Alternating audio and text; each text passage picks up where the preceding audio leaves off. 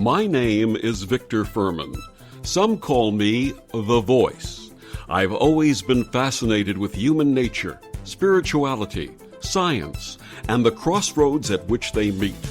Join me now and we will explore these topics and so much more with fascinating guests, authors, and experts who will guide us to Destination Unlimited. Belinda Farrell has overcome major life challenges, the death of her son, complete financial loss, and a degenerated spine.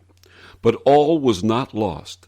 By using ancient Hawaiian techniques and accepting responsibility for every aspect of her life, she was able to rise from the ashes, find her friggin' joy, and she shares this invaluable information with others in her best-selling book, Find Your Friggin' Joy. As a Certified Master Hypnotherapist, NLP Master Practitioner, Huna Practitioner, and Reconnective Healing Practitioner, Belinda is effective at getting results and enhancing performance for her clients. She's been an elementary school teacher, a TV news reporter, a Senate staffer, a TV and movie actress, a professional stunt car driver for commercials and films, and has firewalked with Anthony Robbins 18 times. As a mom and grandmom, she loves to work out, rollerblade, snow ski, and live a healthy life, having as much fun as possible. She's found her friggin' joy and shares with others how to achieve this in her book, Find Your Friggin' Joy. Discover missing links from ancient Hawaiian teachings to clean the plaque of your soul and reach your higher self. Please welcome Belinda Farrell. Good evening, Belinda. Good evening. Wow. It's wonderful to be here. It's wonderful to have you. And I'm exhausted just describing everything that you do in your life. I'm just wondering, when did I find time to do all of that? How did it get to be here? I was going to say, what do you do on Tuesdays? You know, just... So with what we just shared, you had some truly devastating events in your life. Now, many people would have thrown in the towel, gone into depression, and perhaps given up. What motivated you to make the change in your life? That's a really good question. I've always been someone who kind of finds a solution. You know, even when I was a young girl, you know, if there was some kind of problem, I would just kind of look for a solution. I'm very, I guess, solution oriented. But when you have such devastating things happen to you, you know, like the loss of a child and all of your money, it's you know, I guess all of the things that that I had studied, I had to put it together because I still had a daughter and a grandson, and I needed to be well for them. I didn't want to be a burden to them. So I felt like it was my obligation to take responsibility for my health and not let myself get down. And I realized that, you know, our beliefs and our thoughts conduct everything about our bodies and everything about how we live our lives. So I had to make sure that I had some good positive thoughts even in the face of devastation. Now, you had mentioned financial disaster. What happened that you resulted in losing your money? I had invested in a Ponzi scheme, which I didn't know was a Ponzi scheme. I thought it was just a great investment for all these spiritual people that were around me, and, you know, a chance to relax a little bit and earn some, you know, a big percentage on our return. And it was great for about a year, and then the checks stopped coming, and then we realized that it was a scheme, and it was right at the time that my son had passed. So I couldn't even live in the house I was living in anymore. I had to sell everything and go live with my daughter and take care of my grandson to pay the rent. A lot of people in your shoes would have gotten very, very angry and hateful. What about you? Yeah, I was angry, but not hateful, because I invested in it. Nobody pulled my arm. I did it. And, you know, unfortunately, it didn't turn out to be the way it was supposed to be, but I had to clearly take responsibility for having done it. I felt like an idiot, I guess. Many wealthy and famous people have been taken in by something similar. We're Right. all familiar with the Bernie Madoff scandal of a few years back, and so there's nothing to be ashamed of in that. Right. Now, you also were experiencing degenerative spine disease. Now, without health insurance, you made a decision to take ownership of your own healing. What was that process like?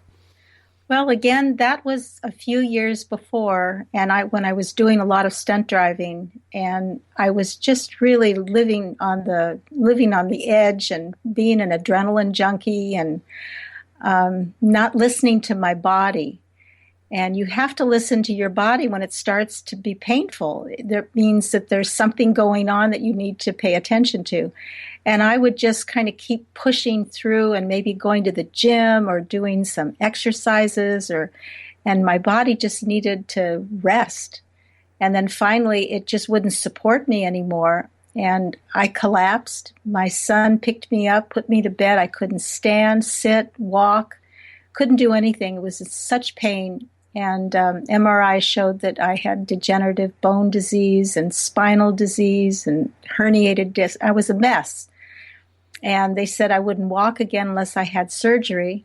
And you're right, I had no insurance because I wasn't working. And when you're working for the Screen Actors Guild, when you stop working, they stop the insurance.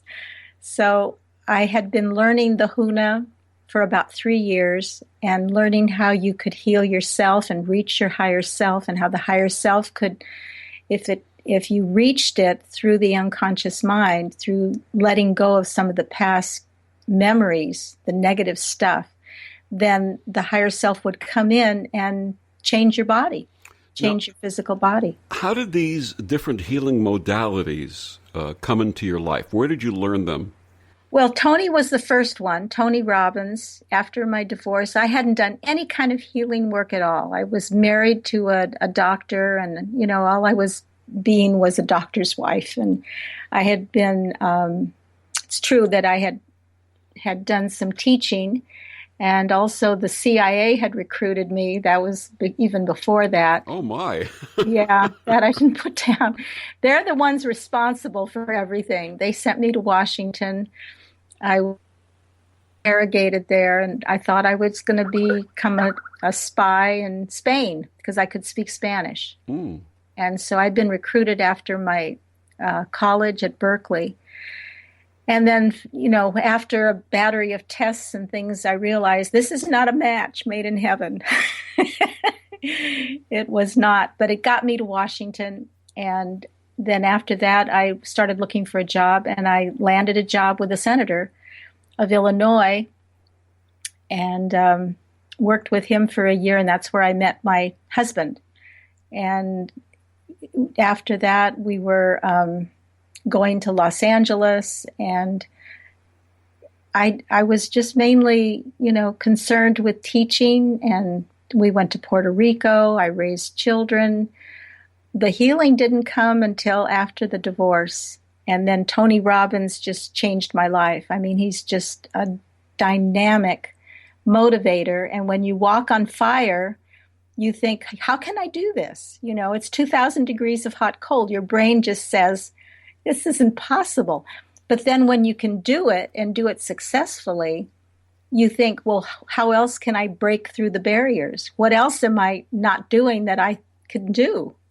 And so what came up for me was that I always wanted to drive a race car. And so Tony teaches you the mantra, if I can't, I must.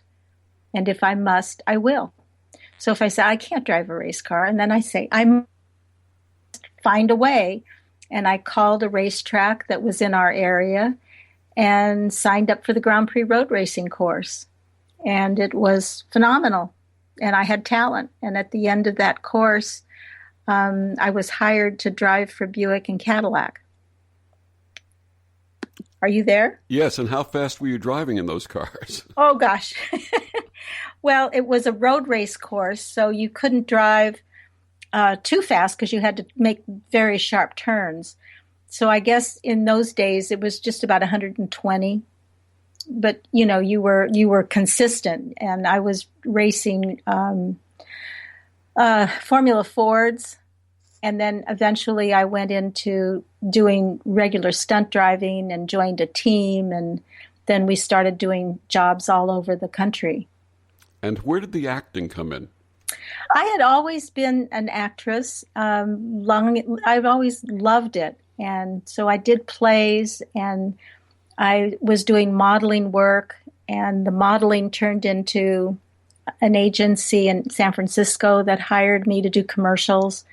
And then I started getting commercials, and that's how, joined Screen Actors Guild. And then the stunt driving kind of was an arm of that, because that was all film work too. And, did a few little movies, and it was exciting time. It was about 20 years of exciting time, which has led to me being a lifetime member of Screen Actors Guild.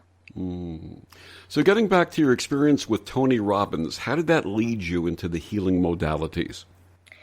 Well, Tony is just a real motivator. And I think I was scared of everything when I was with him.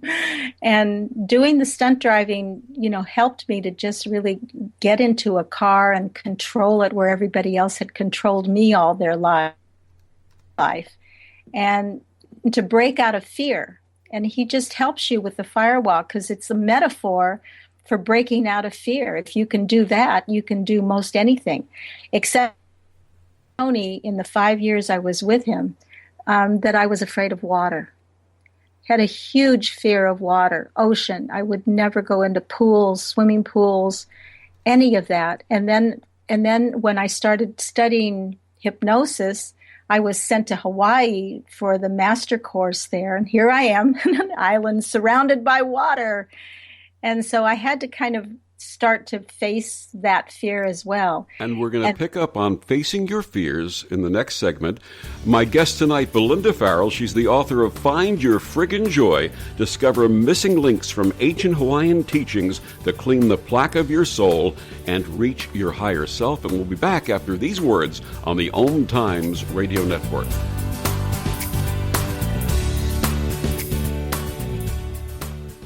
OMTimes Magazine is one of the leading online content providers of positivity, wellness, and personal empowerment. A philanthropic organization, their net proceeds are funneled to support worldwide charity initiatives via Humanity Healing International. Through their commitment to creating community and providing conscious content, they aspire to uplift humanity on a global scale. OMTimes, co-creating a more conscious lifestyle. Circle of Hearts Radio is a sanctuary on the airwaves. Join me, Grandmother Elia, in the circle on Sunday, 2 p.m. Eastern, as I share information to both enlighten and nourish your soul. You wanted to see me? Yes, please, have a seat. So here's the thing. When this company brought you on, we took a chance on you. You didn't have that 4-year college degree we typically look for. Right. But we gave you a shot anyway. And since then, you've worked incredibly hard and given it your all. Thanks. You've been an important asset to the team, but I don't think you can be an intern here anymore. We want to hire you. You're serious? Absolutely. Find your next great employee. Introduce yourself to the Grads of Life. Who are they? Talent worth knowing about. Young adults of unique determination and experience. An ideal fit for your company in an entry-level position, internship, or even mentorship. They might not have every qualification you typically look for, but they're exactly who your company needs. I won't let you down. I know. Don't miss out on a resource many innovative companies have already discovered. Go to gradsoflife.org to learn how to find, cultivate, and train this great pool of untapped talent. Brought to you by the Ad Council and gradsoflife.org.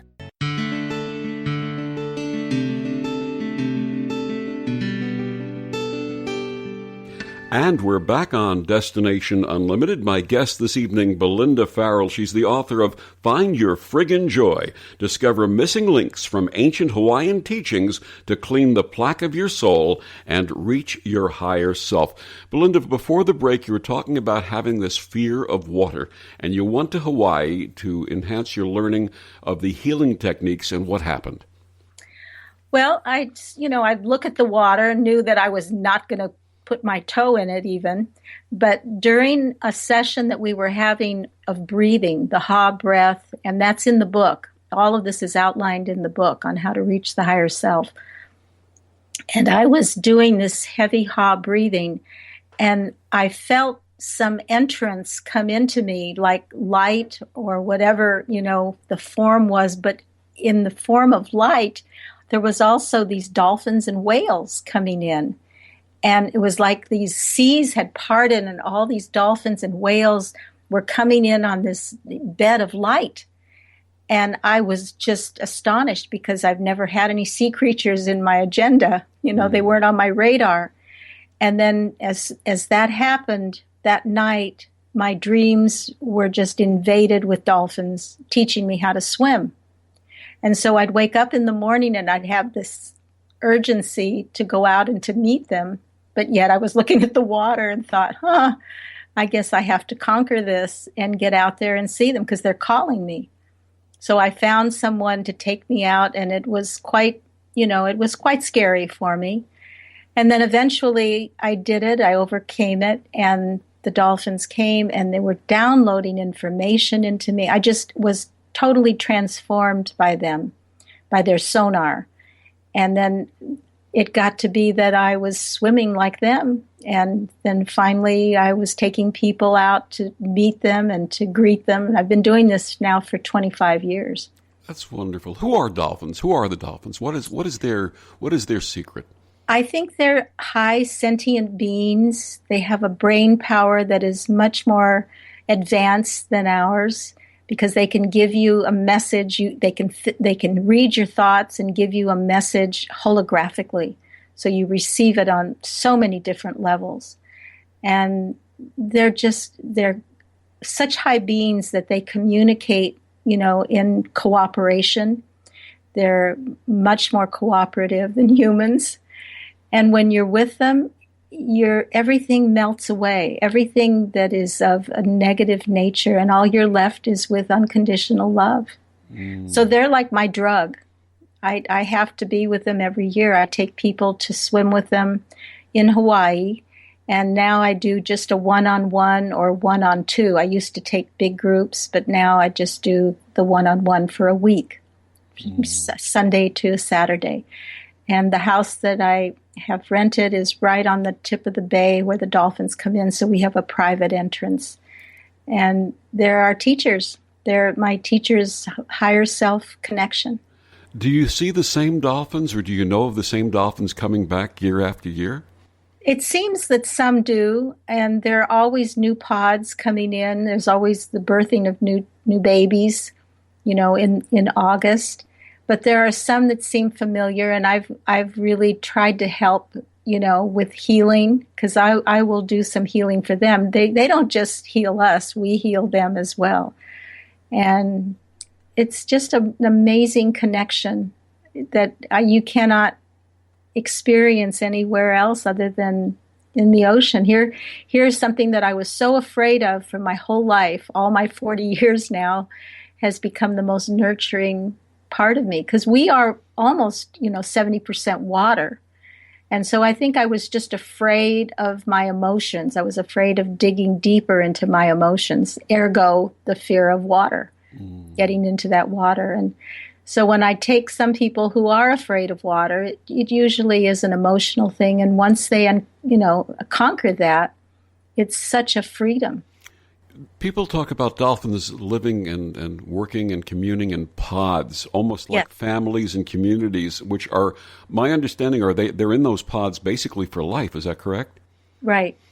And in that way, do you feel when you're with them and when you're with a pod that you're part of that pod family? Oh, yes, you can feel that. It's like they take you in. It's like you disappear into a portal. And yeah, there was one time I remember somebody had watched me, that I was in a pod and I seemed to disappear and they didn't know where I had gone. I don't know where I went either. But it's just, and they just surround you with such love and acceptance. And it's, almost amazing. like a soul journey. Right. Totally. And that's why I think with all of this healing modalities, I started out with Tony, and then I used hypnotherapy and past life regression. I mean, we're all trying to, heal ourselves and get to that place of, just total love. And the dolphins have helped me more than I can imagine. And then, my reconnective healing takes you to another higher frequency. You're just wanting to reach higher levels. And because our time now, we feel like it's going fast, but I think it's just expanding so that we can receive more data. We can receive more light and information. And this helps us on our journey and to cope with whatever is out there. Now, all of your work, I believe, ties into the ancient Hawaiian philosophy. And if I mispronounce this, please correct me. I believe it's Ho'oponopono. Did I say it correctly? Pretty good. Pretty good. It's Ho'o, which means to make, pono, good, to make right. To make right. Explain that, please. Well, you're making right inside yourself, and you're cleaning the perceptions and the judgments that you've had that pull you down and that can get you angry and upset and feeling guilty or just revengeful, and that takes you far away from the light. So when you clean yourself, when you make right, you're cleaning the way you're looking at something from your own filter, because you created it. Everything that we see is something of our creation.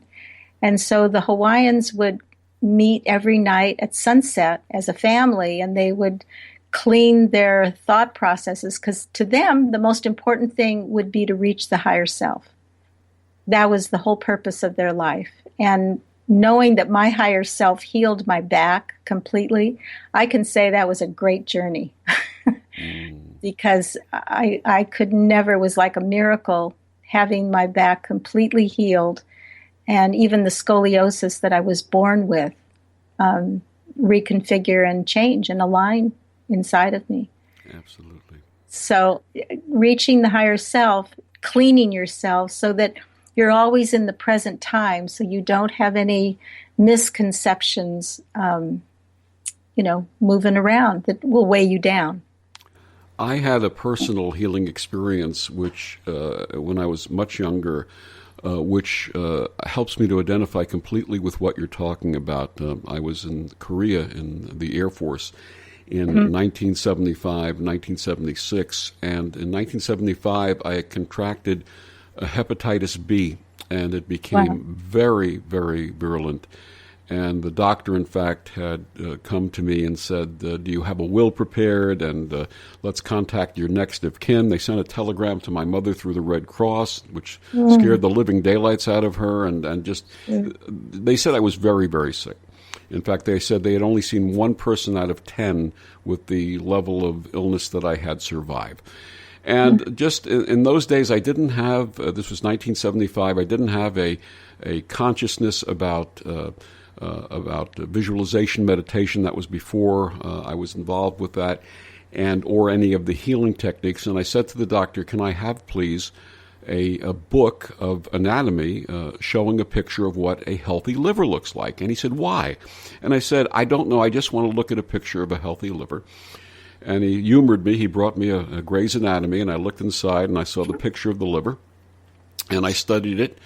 And I put the book down, and then I don't remember the exact sequence of events, but I remember my hands floating over my abdomen, over the area of the liver, and feeling this wonderful warmth and healing and tingling sensation.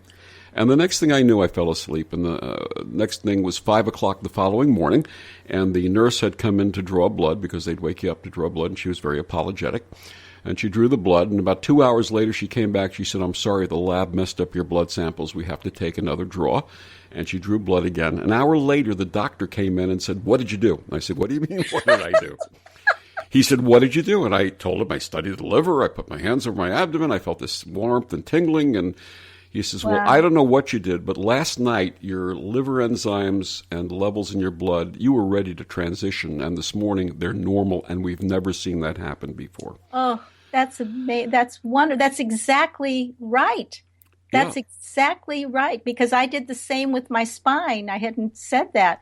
I had a picture of a healthy spine right in front of me, and I just breathed it in and drank it in and just kept giving that image to my unconscious mind.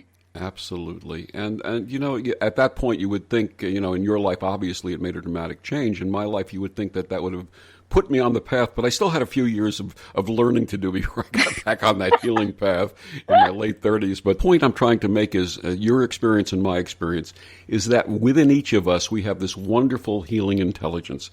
And it's just a question of trusting and using it and connecting to that higher self and giving your body through your soul and your mind the instructions to heal, because that's what I believe the essence of this is.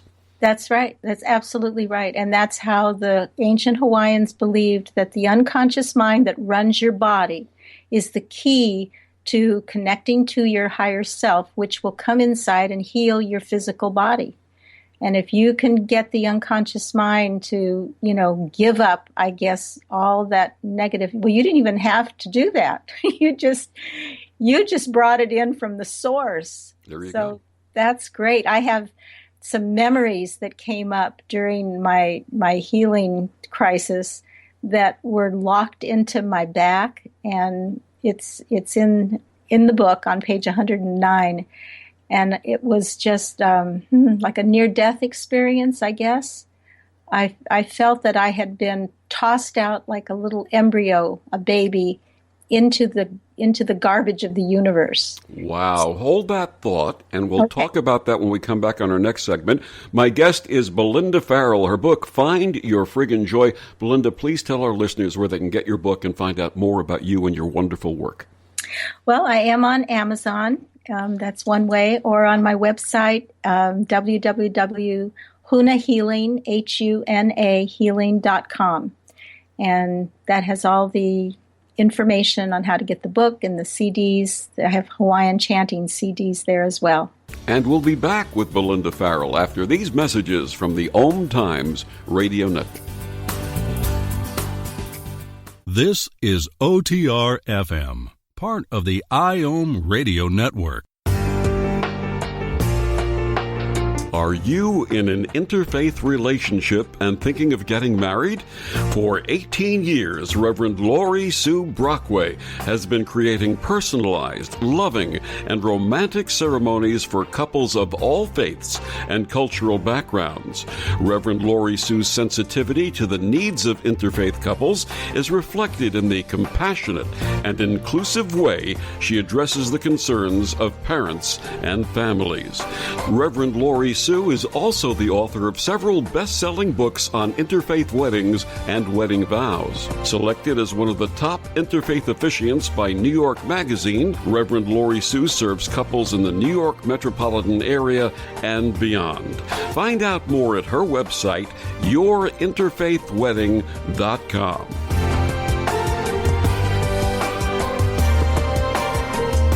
Have you ever wondered how to change your love paradigm? The secret key is finding a love partnership, not just a regular connection. How do you find these?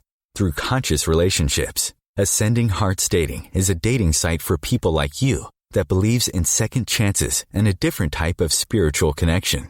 Try Ascending Hearts for free today at ascendinghearts.com and change your love paradigm. Ascending Hearts, the premier dating community for the spiritually awake. It's important to buckle up your kids. I know. Sometimes car seats can be complicated. I know. And if your child's in the wrong seat and you get into a crash, I know. it could lead to a serious injury. I know. So you're 100% sure you have the right car seat for your child's age and size? I don't know. Don't think you know. Know you know. Car crashes are a leading killer of children 1 to 13. Make sure you have the right car seat. Visit safercar.gov/the right seat. A message from the National Highway Traffic Safety Administration and the Ad Council.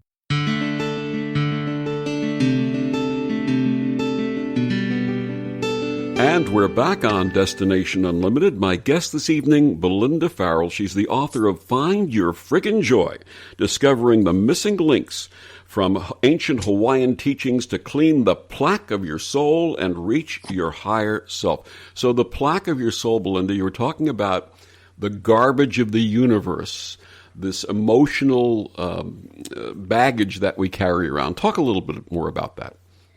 Well, we have, the unconscious mind has the job of holding all of our thought forms until we get some learnings from it and can let them go. And it just loves us so much. It will protect us, and it will, we will just try not to open that bag up because we think it's going to be too painful.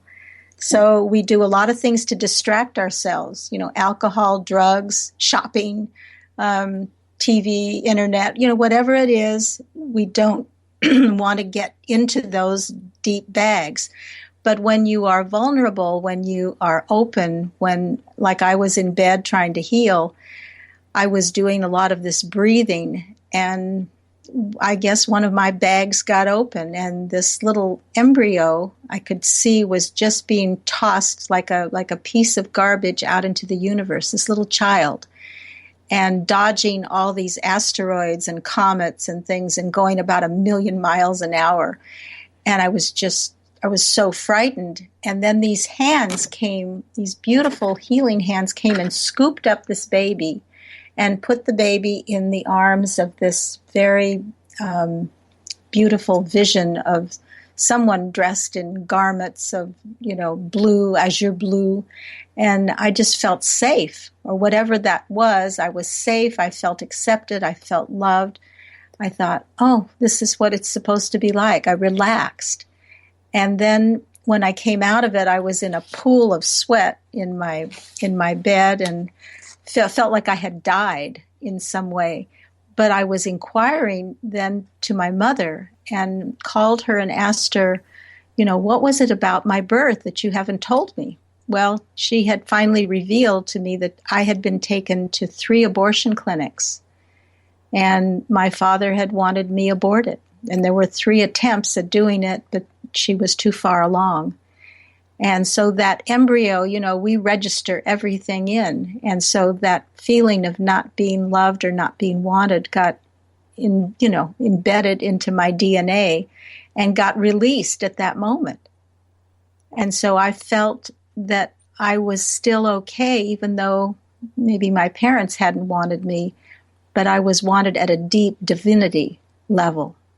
And when you have that, everything is okay. You have to feel worthy to receive love. And it changed. The healing started at that point. The being that you saw in blue, who do you think that was, or what was that? It was just an image of some kind of being, because I never did see the face. Hooded being, but it was so comforting to be in their hands. And I don't know where the hands just scooped me up and put me in this being's hands, in their arms. Absolutely.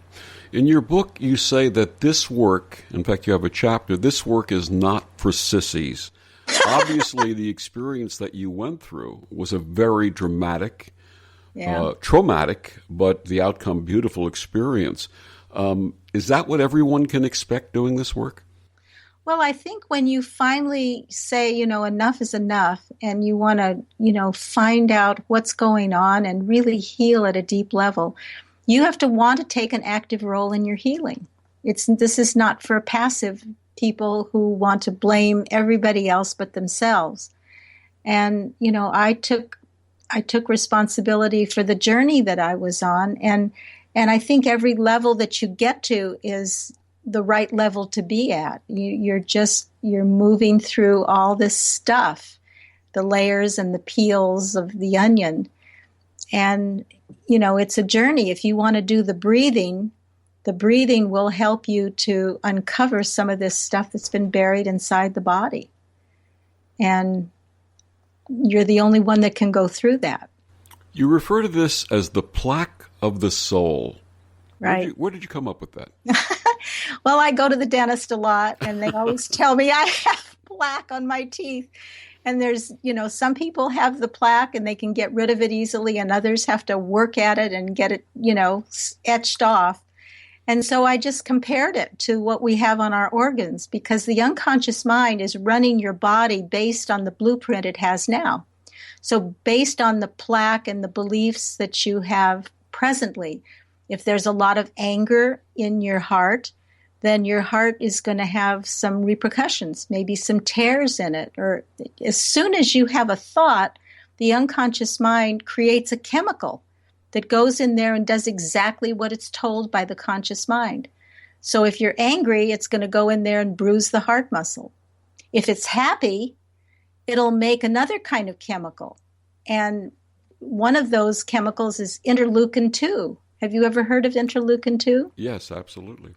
In fact, it's given to cancer patients by the pharmaceutical companies. It's very expensive. I think one round of it is about $40,000.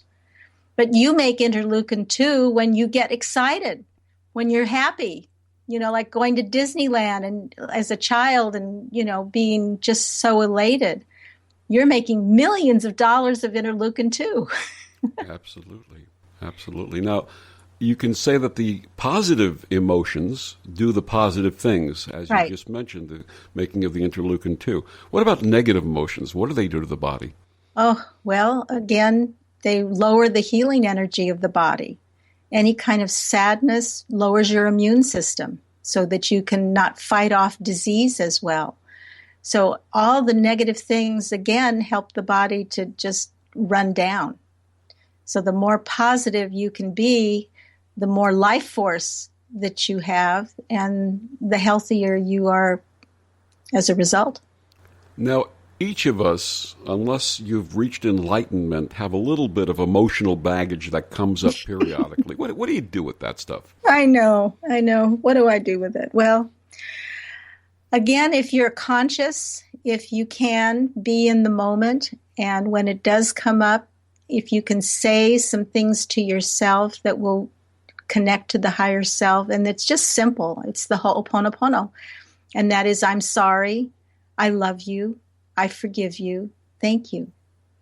And if you can say that, you might not even believe it at the time, but you're always making magical statements with your thoughts. You're either saying something to degrade yourself or, you're saying or thinking something. So you might as well consciously say, I love you, I forgive you, thank you.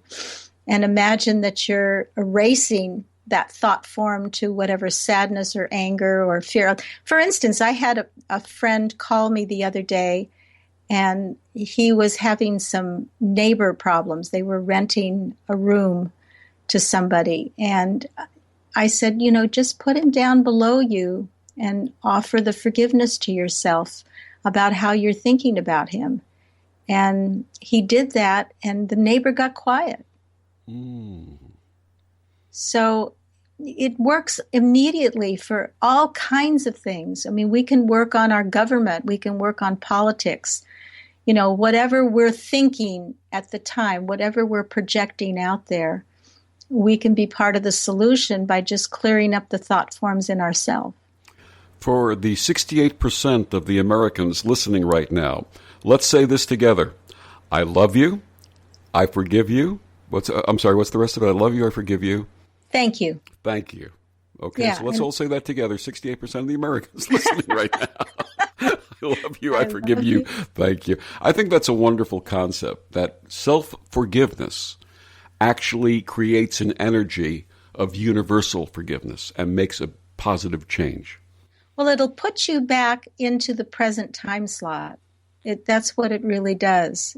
Because again, projection. We're projecting 24/7. And the thoughts that come into our minds are the ones, if they're going to enhance us or they're going to put us down in the deep doo-doo. So it's up to us to clean and to just clean every day. I mean, we brush our teeth every day, I would assume, take a shower, clean the outside of us. So why wouldn't we clean the inside, clean our thoughts? So what we're really talking about is taking full ownership of every part of us. Right. And that's a toughie. Yeah, I know. Taking ownership, it's funny, in my business life, in my business world, I teach the people in my sales team to take ownership of customer satisfaction. We have to start taking ownership of personal satisfaction, too. Right. Oh, that's excellent. But you're an amazing role model. Just a kid from Brooklyn who had learned a thing or two along the way, that's all. If they're open to it, you can provide some good therapy work for your workers. Absolutely. It's something that I actually have started to blend into my professional life over the last few years, as more and more people have asked questions when they find out about the wacky stuff that I do when I'm not on the job, and inquire about it. And some people have benefited from it. Let's start touching a little bit on your path of reconnective healing and reconnection. We've got about a minute before the end of the segment. Briefly, what are reconnective healing and reconnection? Well, reconnective healing was started by Dr. Eric Pearl. He was a chiropractor, and he was just, having a regular chiropractic practice in Los Angeles. And then he met this gypsy on the beach who told him that his healings would become more intense and involved if he had his reconnection done. He didn't know what that was.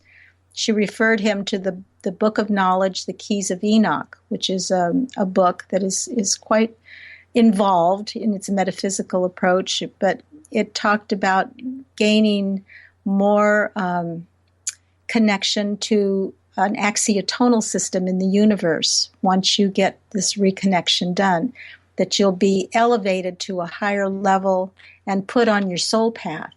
And he finally relinquished, paid the $333, which, that was the requirement and still is. It's only done once in a lifetime.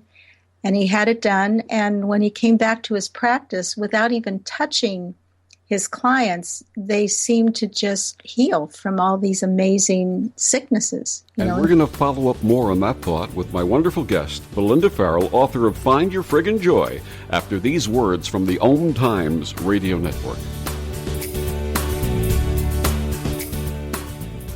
The number one reason girls drop out of school in sub-Saharan Africa is lack of access to feminine hygiene products. The Pads for Schoolgirls Project, an outreach of Humanity Healing International, is changing this paradigm by setting up sewing programs at schools, teaching girls a vocational skill, while producing the reusable pads that help keep them attending classes. The girls pay it forward by making and giving pad kits to other girls in need. To learn more, visit humanityhealing.org. Humanity Healing is where your heart is. This is Terry Van Horn, and I want to invite you to join me for my weekly radio show, Healing Light, on OMTimes Radio every Wednesday at 6 p.m. Eastern Standard Time. On Healing Light, we want to bring love, light, and blessings into your world. You can find out more about us at www.healinglightonline.com. Blessings. When I was little, I didn't talk for a long time. I was sensitive to lights and sounds, so I built secret hiding places where they couldn't get in. Sometimes I did the same things over and over, until one day I found out I had autism. My family got me help. Slowly, I learned how to live with it better. Early intervention can make a lifetime of difference. Learn the signs at autismspeaks.org/signs. Brought to you by Autism Speaks and the Ad Council. Hi, this is Sylvia Henderson, intuitive life coach and energy healer. Are you ready to elevate and rise way above your normal? Be sure to listen to my show, Intuitive Transformations, on OMTimes Radio, Sunday evenings at 9 p.m. Eastern. Get the inspiration you need to transform your life.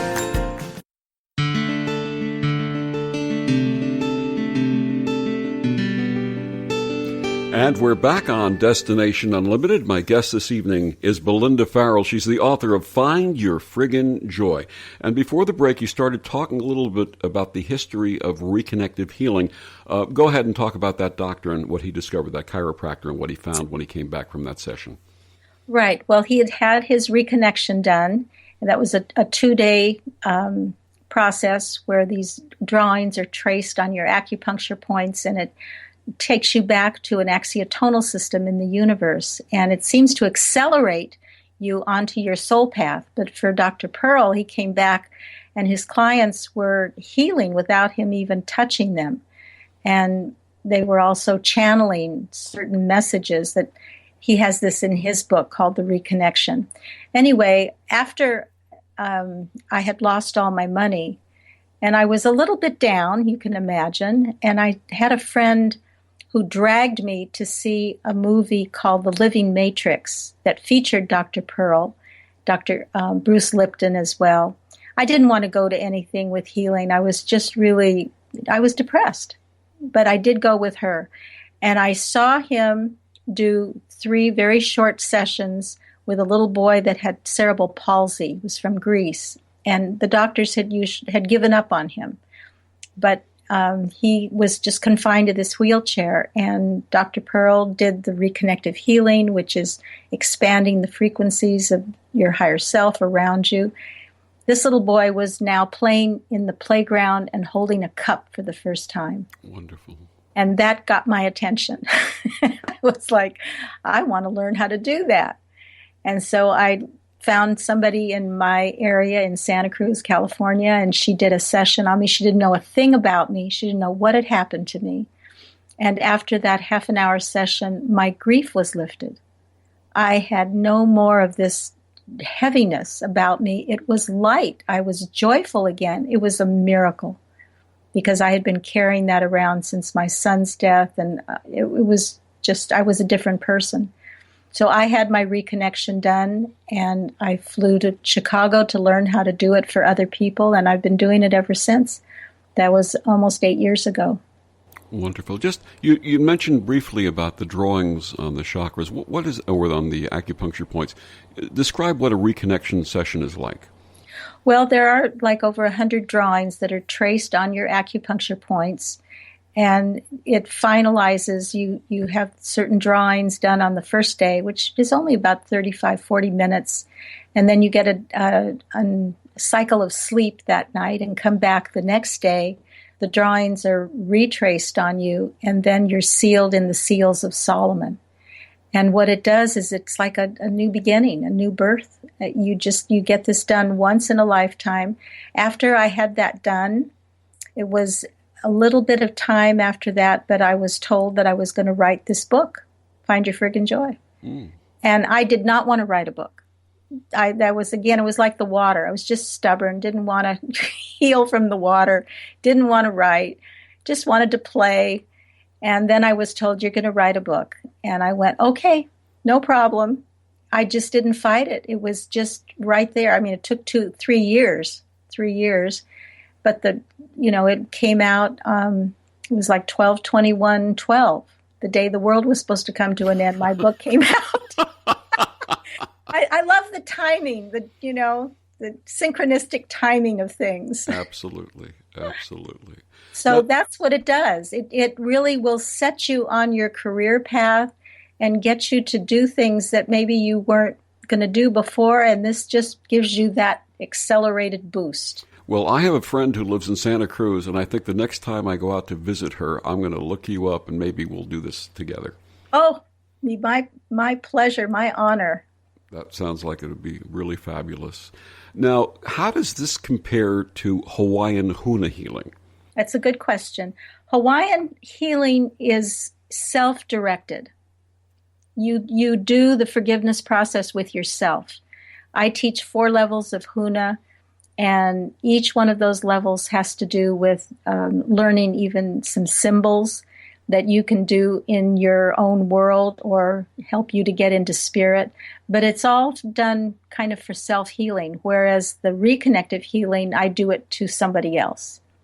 I do the healing is separate from the reconnection, and someone is laying on my, massage table, and I'm actually helping them to raise their frequencies.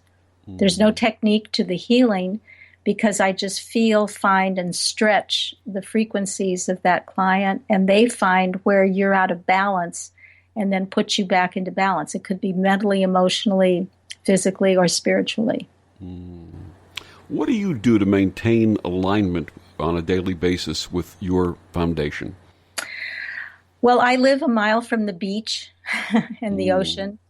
So I take walks a lot along the beach, just communing with nature, with the rhythms of nature, feeding little animals outside, taking walks among the redwood trees.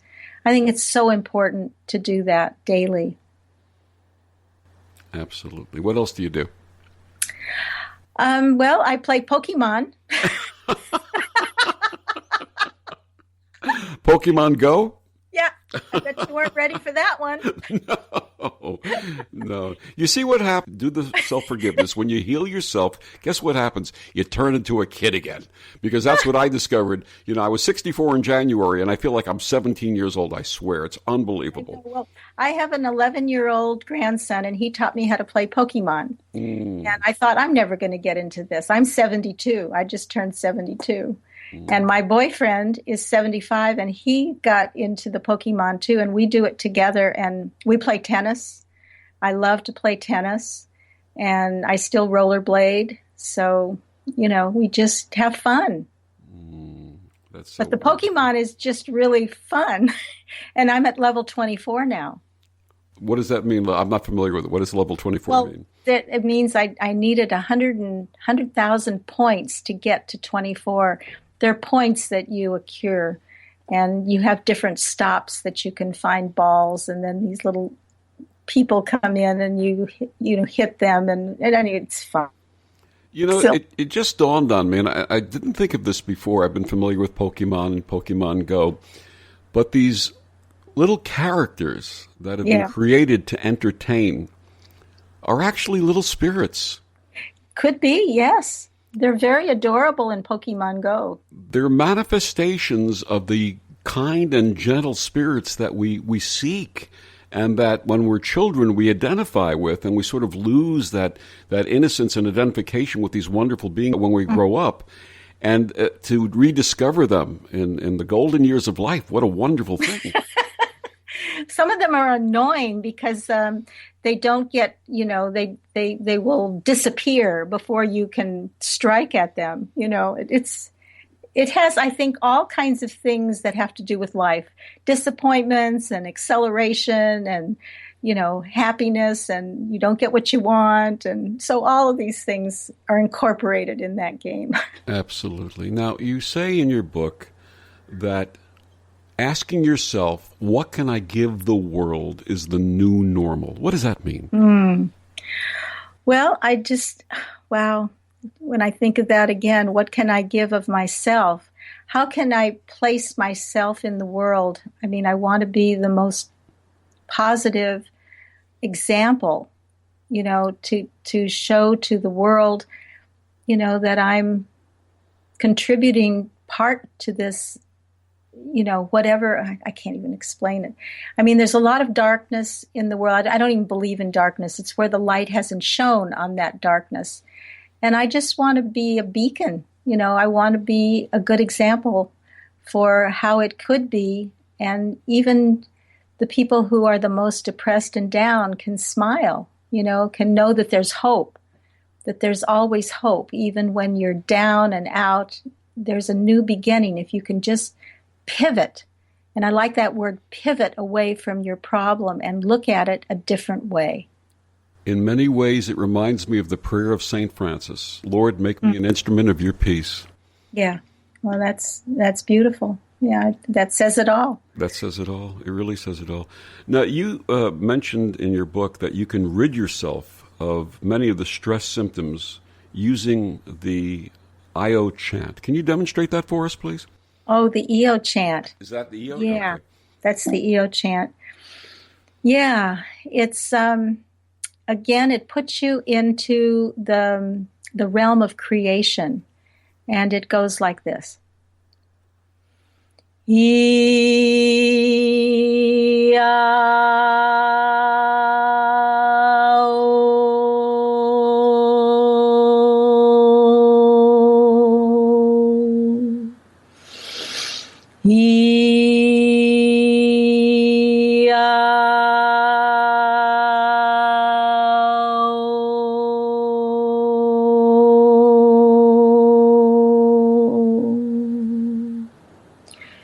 So if you do that chant with the thought of you're taking back all of your problems to a place of creation, let's say you're going into meditation and you're just breathing back all of your problems, all your stresses. As you exhale and come in, you say that chant, and it's almost like a cosmic eraser.